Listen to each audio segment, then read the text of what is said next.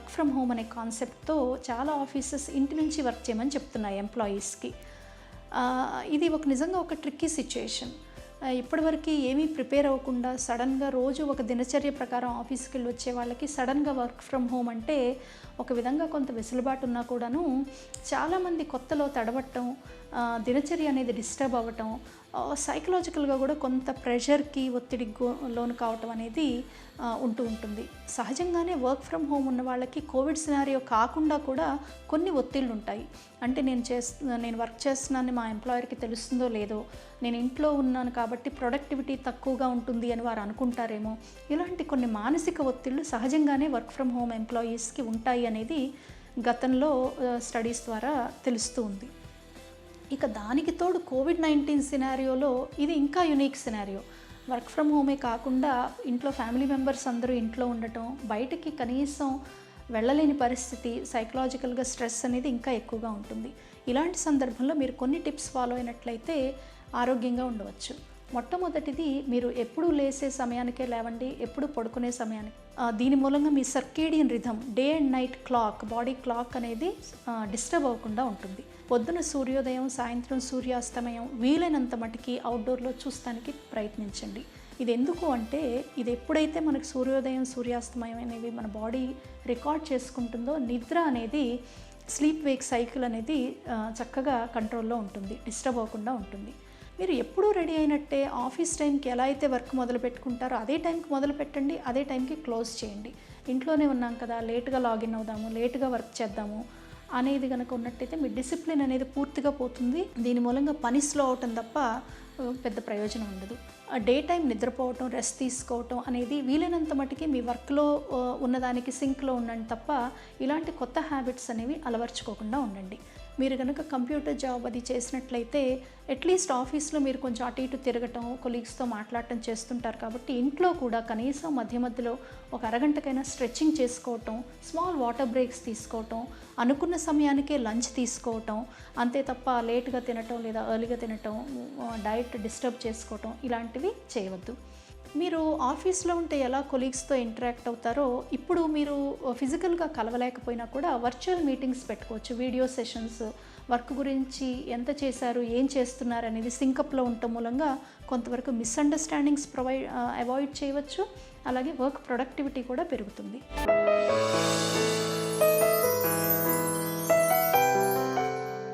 Corona ప్రభావం వల్ల చాలామంది అనేక విధాల ఎఫెక్ట్ అవుతున్నారు. వాటిల్లో నేను తరచుగా డైలీ ఫోన్స్ కాల్స్ వచ్చేది మెడిసిన్ ప్రభావం. సో ఎవరికైతే క్రానిక్ కండిషన్స్ ఉన్నాయో, ఎవరికైతే BP, sugar, liver disease, kidney disease, blood related disorders, ఎవరికైతే మెడిసిన్ ఎవ్రీడే నెసెసరీ ఉందో వీళ్ళు ఎక్కువగా ఎఫెక్ట్ అవుతున్నట్టు తెలుస్తుంది. సో వీటిల్లో ఉన్న సమస్య ఏంటంటే, first availability of medicine. So మన ఏరియా ఎక్కడైతే రెస్ట్రిక్షన్, లాక్డౌన్స్, అప్లికేషన్స్ ఉన్నాయో ఇక్కడ మెడిసిన్ అవైలబిలిటీ కాస్త కష్టంగా ఉంది. సాధారణంగా నాకు వచ్చే ఫోన్ కాల్, సార్ మీరు రాసిన ఇన్సులిన్ దొరకట్లేదు, మీరు రాసిన మందు దొరకట్లేదు, ఇది ఉంది, ఇది తీసుకోవచ్చా, సో ఆల్టర్నేటివ్ థెరపీ తీసుకోవచ్చా అనేది అప్లై అవుతుంది. సపోజ్ ఇది మనం ఉదాహరణకు అనుకుంటే ఏదో హెడేకో, కాలు నొప్పో, మోకాలు నొప్పో అనుకుంటే దానికి రీప్లేస్మెంట్ అనేది ఈజీగా చేసుకోవచ్చు. చాలామంది పేషెంట్స్ ఓవర్ ద ఇయర్స్ అలవాటు పడిన మెడిసిన్ని సడన్గా మార్చుకోవడానికి ఇష్టపడరు. అది ఒకవేళ చేయాల్సి వచ్చినా కానీ కొంతమందికి సూటబిలిటీ కాదు. సో ఈ పరిస్థితులు రాకుండా మీరు చేయాల్సిన ఇంపార్టెంట్ థింగ్ ఏంటంటే స్టాకింగ్ ఆఫ్ మెడిసిన్. సో ఈ స్టాకింగ్ ఆఫ్ మెడిసిన్ నా ఉద్దేశంలో అట్లీస్ట్ 3 months గురించి మీరు చేసుకుంటే అది ఈజీ. కాస్త అది కష్టంగా అనిపిస్తే అట్లీస్ట్ 1 month కన్నా స్టాకింగ్ చేసుకోవడం ఇంపార్టెంట్. మరి ఇది మెడిసిన్ ప్రొక్యూర్మెంట్ పద్ధతి ఎలా ఉండాలి, మీరు ఎలా దీన్ని అరేంజ్ చేసుకోవాలని ఆలోచిస్తే వీరికి చాలా ఆప్షన్స్ ఉన్నాయి. సో జనరల్ రికమెండేషన్స్ ఏంటంటే, ఇంటి నుంచి బయట వెళ్ళొద్దు, ఐసోలేషన్లో ఉండండి, రిస్క్ బారిన పడవద్దు, వైరస్ స్ప్రెడ్ చేయొద్దు. ఇవన్నీ జనరల్గా మనం అందరం ఫాలో అవుతున్న థింగ్స్. మరి మెడిసిన్ తెచ్చుకోవాలంటే మనం బయటకు వెళ్ళాల్సిన అవసరం ఉందా లేదా? లేదు. బేసిక్లీ ఏంటంటే చాలా ఆప్షన్స్ ఉన్నాయండి. ఒకటి, మనం ఆన్లైన్ మెడిసిన్ ఆర్డర్ చేసుకోవడం. రెండోది, మనము హోమ్ డెలివరీ క్రియేట్ చేసుకోవడం. మూడోది, తప్పనిసరి పరిస్థితి ఉంది, మనమే మెడిసిన్ గురించి వెళ్ళాల్సిన అవసరం ఉంది. సో ప్రతిదానికి ఒక ఐడియా, అవగాహన ఉండాలి. సో ఫస్ట్ మీరు చేయాల్సింది ఏంటంటే మీరు ఆన్లైన్ మెడిసిన్ ఆర్డర్ చేయాలంటే ఒక అప్ టు డేట్ ప్రిస్క్రిప్షన్ అనేది తీసుకోవాలి. So up to date prescription లేదే ఫార్మసీ వాళ్ళు దాన్ని డిస్పెన్స్ చేయట్లేదు, ఎస్పెషలీ కొన్ని కంట్రోల్డ్ మెడిసిన్స్ని. So up to date prescription మీ డాక్టర్ ద్వారా ఎనీ సోషల్ మీడియా అంటే వాట్సాప్ ద్వారా కానీ కామన్గా మీరు ప్రిస్క్రిప్షన్ తెప్పించుకోవచ్చు. ప్రిస్క్రిప్షన్ తెప్పించుకొని దాన్ని అప్లోడ్ చేస్తే మీకు ఆన్లైన్ ప్రిస్క్రిప్షన్ ఈజీగా అప్రూవ్ అయిపోద్ది. దాని ద్వారా మీకు హోమ్ డెలివరీ వచ్చేస్తుంది, మెడిసిన్ తీసుకోవచ్చు. అది కాని పరిస్థితుల్లో మీ ఫార్మసిస్ట్కి ఫోన్ చేసి మీ లిస్ట్ ఆఫ్ మెడిసిన్ చదివి ఇవన్నీ మీ దగ్గర అవైలబుల్ ఉన్నాయా లేవా అనేది అడగడం ఇంపార్టెంట్. రెండోది, ఒకవేళ అతను హోమ్ డెలివరీ చేస్తాడా అనేది తెలుసుకోవడం కూడా ఇంపార్టెంట్. అతను కానీ హోమ్ డెలివరీ చేస్తే దాని ద్వారా తీసుకోవడం ఉంటుంది. లాస్ట్ సిగ్నిఫికెంట్గా ప్రాబ్లం ఉంది, మనము షాప్కే వెళ్ళాల్సిన అవసరం వస్తుంది, తప్పనిసరిగా ఉందంటే ఎవరైతే 60 సంవత్సరాలు పైబడి ఉన్నారో వాళ్ళని జనరల్గా వెళ్ళొద్దని చెప్తారు. సో ఇంట్లో ఉన్న యంగ్స్టర్స్ని పంపించి మెడిసిన్ తెచ్చుకోవడం ఇంపార్టెంట్. వెళ్ళిన వాళ్ళు కూడా ఈ social distancing, gloves, face mask, frequent hands cleaning ఇవన్నీ చేయడం ఇంపార్టెంట్. వెళ్ళినప్పుడు షాప్కి అయితే ఎప్పుడైతే వెళ్తామో జనరల్గా మెడికల్ షాప్కి వెళ్ళినప్పుడు అక్కడ ఎవరో ఏదో ఒక ప్రాబ్లంతో వచ్చే వాళ్ళే ఉంటారు. దగ్గు, జలుబు, తుమ్ము, జ్వరము ఏదో ఒక విధంగా ఉంటుంది. సో ఇది మనం గమనించుకొని మనం నడుచుకోవాలి.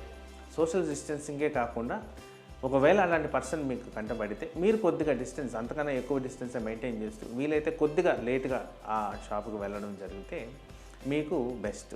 దెన్ అక్కడికి వెళ్ళిన తర్వాత అన్నీ ఒకసారి చెక్ చేసుకోవడం, అంటే మళ్ళీ 2-3 సార్లు తిరగకుండా మీ ఐటమ్స్ మీకు అన్నీ కరెక్ట్గా వచ్చినాయా లేవా అనేది చెక్ చేసుకొని ప్రాపర్గా దీన్ని మనం కౌంట్ చేసుకొని నంబరు, క్వాంటిటీ, క్వాలిటీ ఇవన్నీ చూసుకొని తీసుకురావడం అనేది ఇంపార్టెంట్.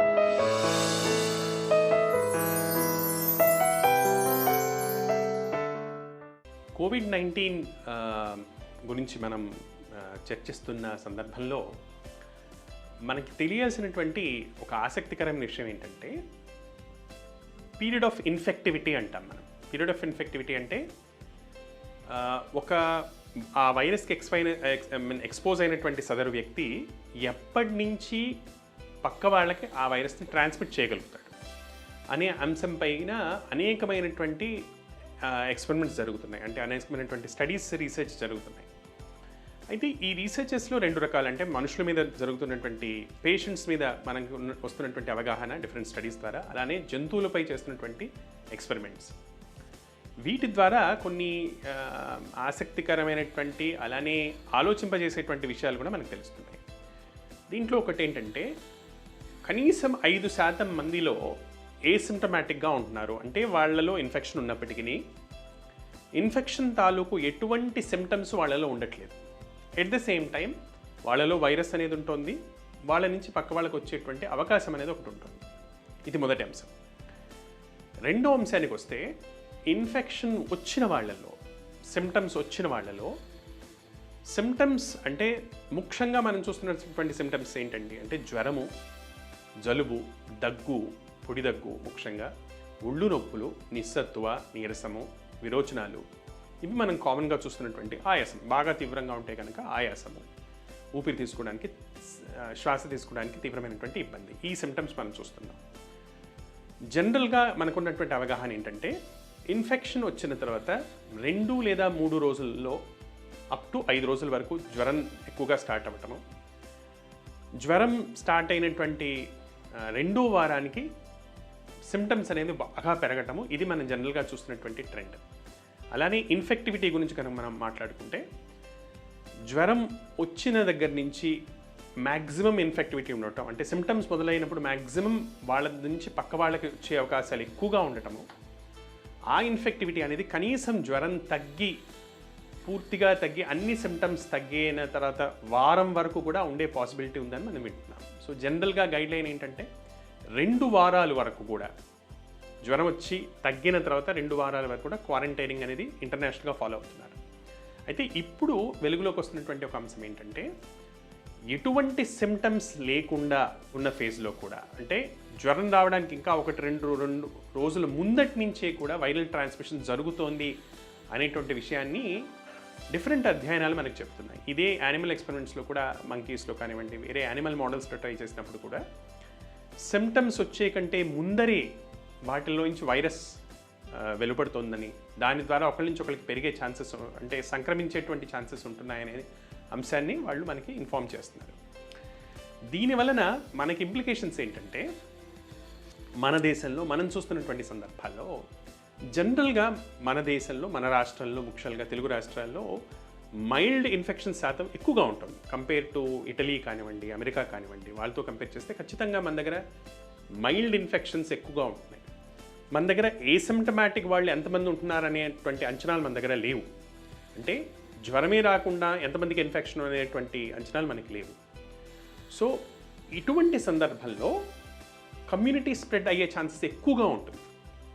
అందువలన ప్రభుత్వ పరంగా కానివ్వండి, పాలసీ పరంగా కానివ్వండి, ప్రాబబ్లీ టెస్టింగ్ అనేది ఇంకా విస్తృతంగా జరిపి, టెస్టింగ్ మోర్ ఎకనామికల్గా చేయగలిగి దాన్ని విస్తృతంగా జరపాల్సినటువంటి అవసరం ఎంతన్నా ఉందని మనం గమనించాల్సి ఉంటుంది. ఎందువలనంటే ఇప్పుడు అధ్యయనాల్లో మనకు తెలుస్తున్నటువంటి విషయం, ఇన్ఫెక్షన్ ఉన్నంత మాత్రాన వాళ్ళకి సిమ్టమ్స్ లేకపోవచ్చు, లేదా వాళ్ళు ఒకరి నుంచి ఒకరికి ట్రాన్స్మిట్ చేస్తున్నా కూడా సిమ్టమ్స్ వాళ్ళలో ఉండకపోవచ్చు అనేటువంటి అంశాన్ని మనం ఇక్కడ గుర్తించాల్సి ఉంటుంది. సో జ్వరం ఉంటేనే మనం చెక్ చేస్తాము, సివియర్ ఇన్ఫెక్షన్ ఉంటేనే మనం చెక్ చేస్తాము అన్న పాలసీ పాటించడం ద్వారా కమ్యూనిటీ లెవెల్లో స్ప్రెడ్ ఆఫ్ ద ఇన్ఫెక్షన్ని మనం అడ్డుకోలేము.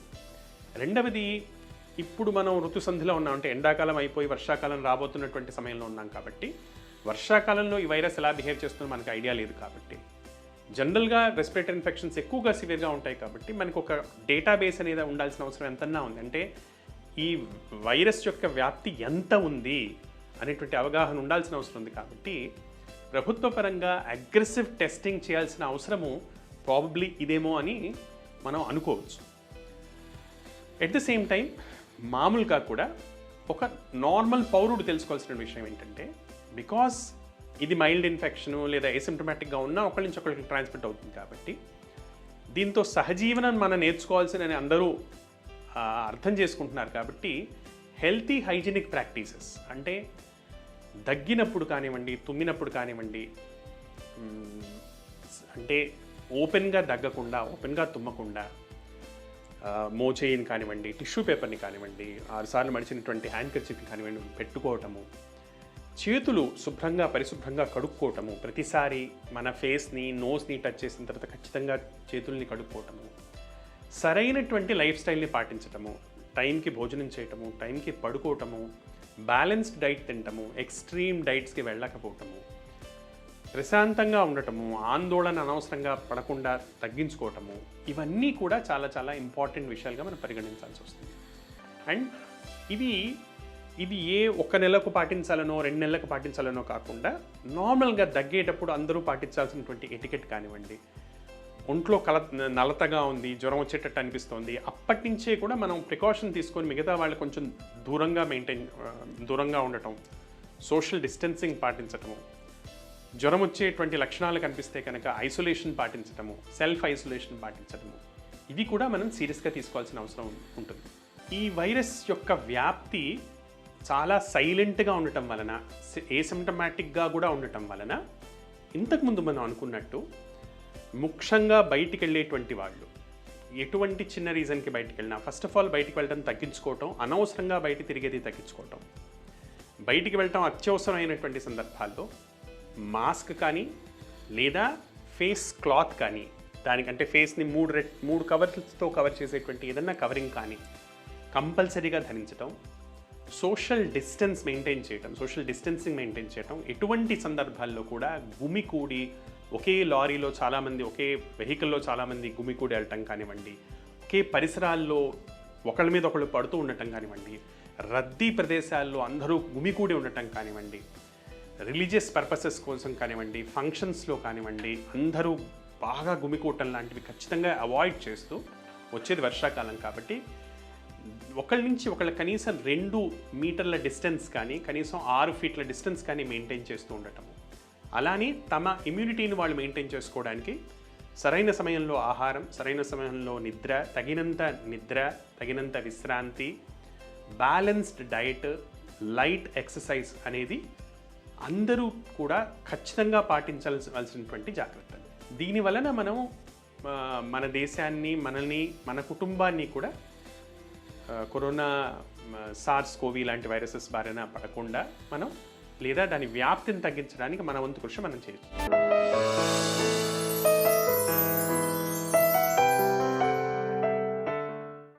ఈ కరోనా వైరస్ వ్యాధి మన పిల్లలకు సోకకుండా ఉండడానికి ఇంట్లో ఉండి తీసుకోవాల్సిన జాగ్రత్తలు ఏంటి? ఈ జాగ్రత్తలు చాలా సింపుల్గా పాటించవచ్చు. చిన్నపిల్లల్లో వాళ్ళకి మనం ఎలా హ్యాండ్స్ వాష్ చేసుకోండి, తర్వాత మాస్క్ పెట్టుకోండి, క్లీన్గా ఉండండి, పరిసరాలు క్లీన్గా ఉంచుకోండి అని పెద్దవాళ్ళకి ఏవైతే వర్తిస్తాయో అవే కొంచెం ఎక్కువ జాగ్రత్త తీసుకొని చిన్నపిల్లల్లో కూడా మనము సరైన మోతాదులో ఆ క్లీన్లీనెస్ చేస్తూ ఉండాలి. తర్వాత ఖచ్చితంగా చేయాలి. ఇవాళ చేసాంలే పర్వాలేదు అనుకోవడానికి లేదు. బికాజ్ ఎవ్రీ మినిట్కి, ఎవ్రీ సెకండ్కి గాలి మారుతూ ఉంటుంది. కాబట్టి చిన్నపిల్లల్లో ఫస్ట్ మనము హ్యాండ్ వాషింగ్ అనేది ఎంకరేజ్ చేయాలి. ఇది చాలా సరదాగా చేస్తారు పిల్లలు. ఎక్కువ సోప్ వేసుకోవడం కానీ, లేకపోతే ఎక్కువసేపు నీళ్ళలో ఉండడం కానీ చేయకుండా మనం కరెక్ట్గా వాళ్ళకి 20 సెకండ్స్ ఏదైతే మనం పెద్దవాళ్ళకి చేసుకోమంటున్నామో అలానే వాళ్ళకు కూడా ఆ టెక్నిక్ కూడా బాగా నేర్పించి, చేతులు రెండు వైపులా బాగా సబ్బు రాసుకొని, మళ్ళీ వేళ్ళ మధ్యన క్లీన్ చేసుకొని, గోర్లు కూడా క్లీన్ చేసుకొని, తర్వాత మన బొటన వేలు తుడుచుకొని మణికట్టు దాకా బాగా క్లీన్ చేసుకొని వెంటనే నీళ్లతో సబ్బు అంతా క్లీన్గా పోయేటట్టు చేసుకోవాలి. ఇది ఒక విధంగా బ్లైండ్ రూల్ లాగా మనకు ఏముంటుందంటే 20 సెకండ్స్ చేయాలి అంటే వాళ్ళతో ఏదైనా ఒక రైమ్ చెప్పించాలి, లేదా హ్యాపీ బర్త్డే సాంగ్ పాడించాలి. ఇది పాడేంతసేపు మీరు క్లీన్ చేసుకోవాలి అని చెప్తే మనకు ఆ టైం ప్రకారం వస్తుంది. సో ఇది చాలా ముఖ్యం. హ్యాండ్ వాష్ కూడా ప్రతి గంటకి హ్యాండ్ వాష్ చేసుకునేటట్టు చూడండి. మరీ ఎక్కువ సోప్ వాడుకొని హ్యాండ్స్ డ్రై అయ్యి లేదా అలర్జీ ఉన్న వాళ్ళకి ఏం చేస్తారంటే కొద్దిగా మాయిశ్చరైజర్తో పాటు లేదా ప్లెయిన్ వాటర్తో అయినా క్లీన్ చేసుకునేటట్టు చూడండి. మరీ చిన్నపిల్లలు అయితే మనము వెట్ క్లాత్తో ఊరికే మనమే పెద్దవాళ్ళమే క్లీన్ చేసినా సరిపోతుంది. ఈ 6 నెలల పిల్లలు ఎక్కువ నోట్లో వేలు పెట్టుకొని చప్పరిస్తూ ఉంటారు, వేరే వస్తువులు ముట్టుకుంటూ ఉంటారు. కాబట్టి వాళ్ళలో కూడా తప్పనిసరిగా ఈ హ్యాండ్ వాష్ మనమే చేస్తూ ఉండాలి. ఈ హ్యాండ్ వాషింగ్ తర్వాత ముఖ్యంగా చేయాల్సిన పని ఏంటి అంటే వాళ్ళ పరిసరాలు శుభ్రంగా పెట్టడం. సో ఇంట్లో ఉంటున్నారు కాబట్టి వాళ్ళు ఏ ఏరియాలో అయితే కూర్చుంటారో, ఆడుకుంటారో, పడుకుంటారో అవన్నీ కూడా చాలా శుభ్రంగా ఊడ్చి తుడిచి, మనం కూర్చునే కుర్చీలు అన్నీ కూడా బాగా డస్టింగ్ చేసి వెట్ క్లాత్తో తుడిచి, తర్వాత ఏదైనా డిస్ఇన్ఫెక్టెంట్ లోషన్ వేసి కూడా మనము రోజులో 2-3 సార్లుగా చేస్తూ ఉండాలి. కిటికీల దగ్గర పోయి కిటికీలు పట్టుకొని ఆడుతూ ఉంటారు, అవి కూడా వాష్ చేసి క్లీన్ చేయాలి. దెన్ మెయిన్ డోర్ దగ్గర పోయి బయట చూస్తూ ఉంటారు. ఒక రూమ్లో నుంచి ఇంకో రూమ్లోకి వెళ్ళేటప్పుడు తలుపులు ముట్టుకుంటూ ఉంటారు. బాత్రూంలోకి వెళ్ళినప్పుడు కూడా వాళ్ళు బకెట్లు, మగ్స్ ఇవన్నీ కూడా ముట్టుకున్నప్పుడు మళ్ళీ వెంటనే మనం వాళ్ళ చేతులు వాష్ చేసి శుభ్రంగా ఉండేటట్టు ఖచ్చితంగా ఎన్షూర్ చేసుకోవాలి. ఈ క్లీనింగ్ ఆఫ్ ఐటమ్స్, తర్వాత పరిసరాలు, ఫ్లోర్ క్లీనింగ్ ఇవన్నీ ఒక వంతు అయితే వాళ్ళను ఇంట్లో నుంచి బయటికి పోనీకూడదు. తర్వాత కొంచెం పెద్ద పిల్లలు అంటే 5 ఇయర్స్ దాటి 10 ఇయర్స్ లోపు వాళ్ళు ఇన్ని రోజులు బాగా బయటికి వెళ్ళి వాళ్ళ ఫ్రెండ్స్తో అంతా ఆడుకోవడం అలవాటైంది.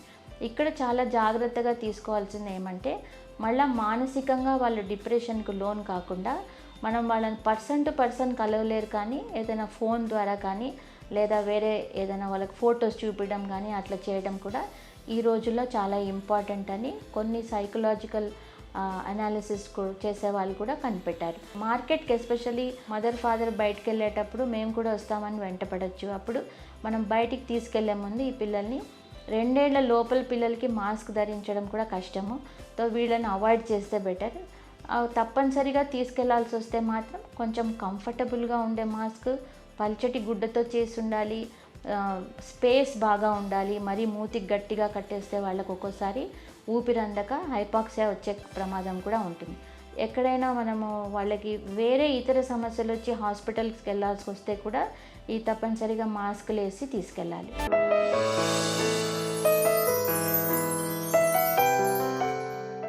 ఇక్కడ ఒక పాయింట్ మనం చాలా క్లియర్గా అర్థం చేసుకోవాలి.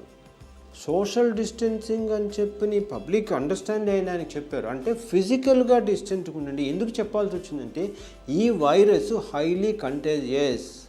దగ్గితే 3 అడుగుల వరకు అది వచ్చేదానికి ఛాన్స్ ఉంది. కాబట్టి ఈ 3 అడుగుల దూరంలో నువ్వు ఉంటావు, కాబట్టి ఉంటే నీకు ఇన్ఫెక్ట్ అయ్యే ఛాన్స్ అవుతుంది. కాబట్టి ఇక్కడ కింద పడితే అది ఒక రోజు 2 రోజులు ఉండేదానికి ఛాన్స్ కాబట్టి అని చెప్పారు. అంటే యాక్చువల్గా అయితే ఫిజికల్ డిస్టెన్సింగ్ ఇది, సోషల్ డిస్టెన్సింగ్ కాదు. ఫిజికల్ డిస్టెన్సింగ్ అన్నప్పుడు ఆటోమేటిక్గా social distance. So physical distancing అనడంతో సొసైటీతో మొత్తం అంతా నాకు సంబంధం లేదన్నట్టుగా ఇంట్లో కూర్చోవద్దండి. ఇక్కడ ఒక అద్భుతమైన ఈ మధ్య నేను జరిగేది చూస్తున్నాను. మామూలుగా ఏమండి బాగున్నారా అని చెప్పి ఫోన్ చేసి ఎట్లున్నారు మీరు అందా అని చెప్పి అడగడం కానీ, ఏదో పండుగలకో లేకపోతే ఇదే వచ్చినప్పుడు వరుస పెట్టి ఒక గ్రూప్ మెసేజ్లు పంపించడం కాకుండా పర్టికులర్గా ఫోన్ చేసి హలో హౌ ఆర్ యూ బాగున్నారా, ఊరికే ఫోన్ చేశాను ఫ్రెండ్స్ అందరికీ. ఊరికే చూసుకొని నా ఫోన్ లిస్ట్లో ఎవరు ఉన్నారో చూసుకొని ఫోన్ చేస్తున్నారు. టైం ఉంది, ఎలా ఉన్నాడు, అడే ఎంత దూరాన్ని ఉన్నాడే అని, నెక్స్ట్ స్టేట్లో ఉన్నాడే, అంటే ఢిల్లీలో ఉన్నాడే, వీళ్ళు ఎట్లున్నారు ఏందనేది ఆ విధంగా కాంటాక్ట్ పెంచుకోవడం అనేది ఈ మధ్య ఎక్కువైంది. ఒక రిలేషన్షిప్ అరే ఎట్లున్నావు ఏమైంది అని. సో ఫిజికల్ డిస్టెన్స్ అంతేకాని ఫ్యామిలీలో డిస్టెన్స్ పెంచుకోవద్దు. అట్లనే సొసైటీతో చుట్టుపక్కల వాళ్ళతో డిస్టెన్స్ అదేవిధంగా చుట్టుపక్కల వాళ్ళతో ఫిజికల్ డిస్టెన్స్ కానీ సోషల్గా డిస్టెన్స్గా అంటే మన రిలేషన్షిప్లో డిస్టెన్స్ని డిస్టర్బ్ చేసుకోవద్దు. కాంటాక్ట్స్ పెట్టుకోండి, డైలీ కొంతమంది మాట్లాడండి. జనరల్ టాక్ ఆల్సో సమ్టైమ్స్ కొంతవరకు హెల్ప్ చేస్తుంది. ఫిజికల్గా డిస్టెన్స్ మెయింటైన్ చేయండి, కానీ అదర్వైజ్ సోషల్ రిలేషన్షిప్ని ఇంకా కొంచెం పెంచుకునేదానికి, మీ స్కిల్స్ పెంచుకునేదానికి, మీ రిలేషన్షిప్స్ పెంచుకునేదానికి ప్రయత్నం చేయండి. This is the best opportunity for you to do all those things.